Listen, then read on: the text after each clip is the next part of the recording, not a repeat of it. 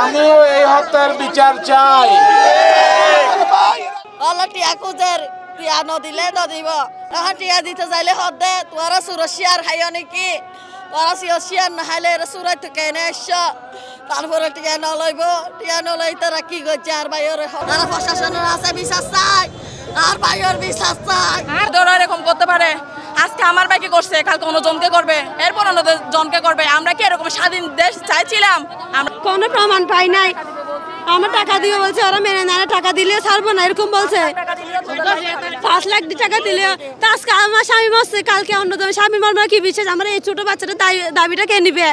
আমি তাকে রাস্তায় নেমে আসছি, আমার দাবি কে নিবে? আমার বাচ্চা এখনো 1 বছর পুরাই নাই। কোনো একটা প্রমাণ ছাড়া যদি একটা মানুষের প্রাণ নিয়ে ফেলতে পারে, এদের সাথে এলাকাতে বড় কোনই আর নাই। প্রথমত কোন হচ্ছে নূর আহমদ, উনি সেভাবে মাসা আপনারা তো দেখেন, আমরা দেখি আমাদের সামনে।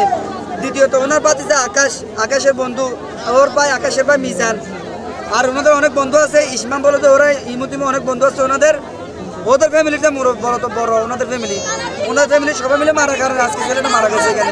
আর আইনার বিচার চাই, আর হনমত সারি নদী আর এমত এখন ফাঁসি চাই। যে ঘটনাটা ছিল সেটা হচ্ছে একটা অত্যন্ত দুঃখজনক একটা ঘটনা। যারা যে সন্ত্রাসীরা এই কর্মকাণ্ড ঘটিয়েছে, আমরা এলাকাবাসীর পক্ষ থেকে তাদের দ্রুত আইনের আওতায় এনে দৃষ্টান্তমূলক শাস্তির দাবি জানাচ্ছি। এইটার একটা তো সমাধান দরকার। রাস্তার মধ্যে থেকে আমাদের এই সমাধান হবে না।